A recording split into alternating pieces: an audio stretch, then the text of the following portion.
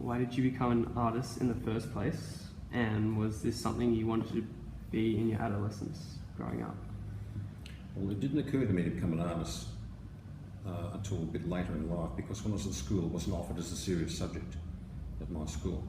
So I think only 2 fellows went through and did art as an HSC subject, and they more or less did it on their own. So it wasn't until I left school that I became more interested in doing a course. But I'd always drawn as a child, I'd always drawn, and my father was a pretty good amateur painter, a very good amateur painter. But unfortunately he passed away in a car accident when I was quite young, but he left a lot of work that I used to copy and that sort of thing. So I was had interested in a facility for drawing. And then a couple of years after school, I worked as a surveyor and did a couple of other things. Then I ended up at the ACU. I ended up at the ACU because I decided I should do something a bit more worthwhile, and thought a teaching career might be on the cards. So I decided to do English art as a subject, as a two areas of interest, and that's when I became first involved with a formal art course of any type. I didn't enjoy the course in particular, so I left after about a semester, before the end of the first semester. But what it did do, it cemented my view about wanting to pursue art, to study art. So I ended up going to do an art diploma qualifying course at Hornsby TAFE, which is our local TAFE, and that was the 2 best years of education I think I've had, because I got to meet Clem Millwood, who ran the course, and he'd been just recently won the Wynne Prize, and Kevin Connor, who's won the Archibald Prize twice, he was up there. So we were bumping into all these fantastic local painters, and it just opened my eyes to the whole scene, as it were, and then I went from there to do the Alexander Mackie course, which was a College of Advanced Education, which became COFA. The year I left, it became COFA. It was sort of absorbed in New South Wales Uni, and yeah, so that was my path. And then, so it wasn't something I decided on early. I came to it late, but I came to it enthusiastically. What is the best advice you have been given, and do you pass this into you every day?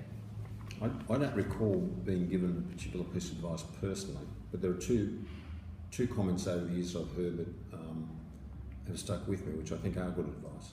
I'd been in an exhibition at Hunters Hill many years ago, and Lloyd Rees opened the show, and in the course of, it was during the 80s, when lyrical abstraction was all the rage, and a lot of hard edge painting and that sort of thing, and that definitely wasn't Lloyd Rees' style, but he is kind of the father of landscape painting and what have you at that stage, and his advice to artists generally was get out of the studio, get out into the fresh air, get out of the bush, get out in the water, get down to the harbour, and just absorb yourself in nature. Not necessarily become landscape painters, but just to freshen your sensibilities. I think that's what he's picking, and I think that's good advice.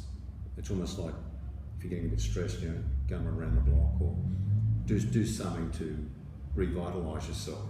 And his view was that nature provided that.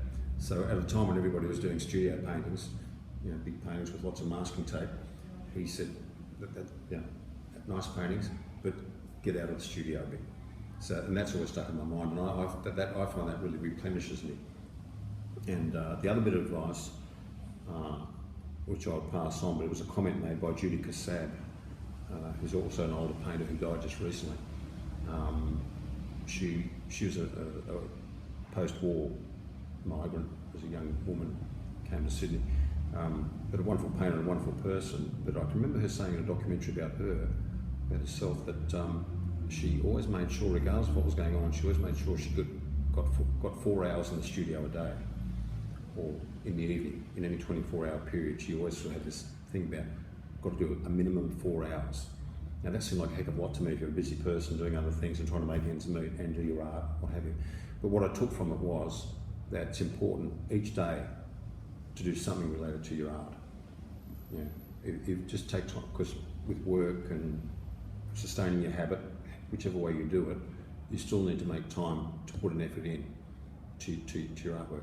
And whether that's doing a quick sketch or reminding yourself of a colour that you needed to put in somewhere, or an exhibition you needed to see, even if it's that tangential, it's worth doing, because it just keeps you in touch with your thoughts and your imagination, and it keeps you in a process of work. And I think continuity is the thing you need. Continuity. Keep considering it, and give yourself time to consider the work, and maintain a standard. It helps you maintain a standard. It's very easy to sort of meander and lose your train, lose your motivation for a while. I think if you can kind of be rigorous enough to be able to do that, it's good advice. So that's what I gleaned from those two people. You're awesome. How do you keep your creative spark? What inspires you, and where do you find them? Well, I think what motivates an individual is quite personal. It's I find it hard to answer that question. All I know is that it's something I need to do. I get cranky if I don't do it, and I guess it's sort of, for me, just sort of fulfills me. But as I say, I think it's different for everybody, and some people can be much more articulate about saying a particular thing is what I'm trying to achieve, and that's what I'm aiming for. I have a mate who's got Parkinson's disease, and that's what motivates him, because he wants to paint as many pictures as he possibly can before he's unable to do it. And he was fairly prolific before he got a diagnosis, but in the last 10 years he's just painting like crazy. He's actually painting well, so it's kind of cleared his mind in that sense about what I need to do. So it's probably not unusual for someone with an illness to prioritise things in their life, but for him it's given him a real springboard into making every minute count as far as his artwork goes. So that's a very different motivation to what I have, But I'm sure there's crossovers. But yeah, my inspiration, if you want to call it that, it's a bit hard to describe, I'd say. It's just something within us. It's a subjective thing. All I know is I need to do it. Yeah. Have you found a signature style that you have worked with? Well, for about 10 years I had a signature style, and which there's black and white pictures of, some of which I've shown you this afternoon. And after doing a lot of abstract work for quite a few years, and had 4 solo exhibitions, portraiture, and then always kept me in realism, and that also came out of my drawing, my interest in drawing, which had never left me, and so I developed a style, a black and white style of highly finished charcoal drawings, sometimes incorporating acrylic paint, and acrylic paint with charcoal rubbed into it, and using the medium, making the most out of the medium I could. So there's a fair bit of experimentation going on too, and so that's a style, for want of a better word. It's more of a process than a style. Style sort of deals with the way something is produced, or the way it looks, as opposed to its meaning. So it's a bit of a derogatory term sometimes when people talk about style, because it's more the way that something's presented or performed, as opposed to the meaning of the work.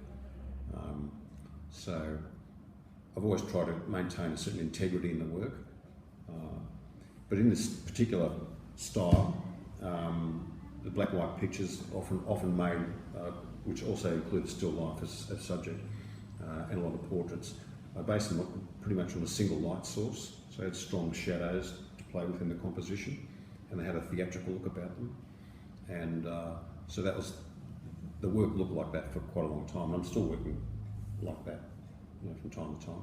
But I've broken out a bit more into some freer painting, and a bit more colour in recent times. How do you think / want an audience to respond to your artworks? Well, I'm thinking of a conversation I had with my friend Jim Conway, who I've painted several times, and he's a blues musician, and he has MS. He's got the point now where he can't actually play anymore after many years as being recognised as our best blues harp player. But we've become good friends. I can remember asking him pretty early in the piece actually what sort of music he listens to, because I noticed that whenever I was at his house he never listened to music, and I'd seen him play live many times, and I said, well, what do you actually listen to? He said, well, I don't listen to a lot of music. And I said, well, what sort of music do you like? And he said, I like anything that moves me. And I thought, well, yeah, of course. You don't have to like just because you play a particular sort of style of music, or in our case, paint particular styles of pictures or what have you. We can be open to all sorts of sensation and what have you in whatever form of art you're talking about. But in the end, what I want people to do is, what happens to Jed is you want people to be moved by what you do. The worst result you can get, I think, is to have a bland reaction. It's better that someone hates the work with some venom than just sort of walks past it and doesn't notice it. But in the end, obviously a positive reaction is a nice one, but I think to move people is what I'd like people to do when they look at my work.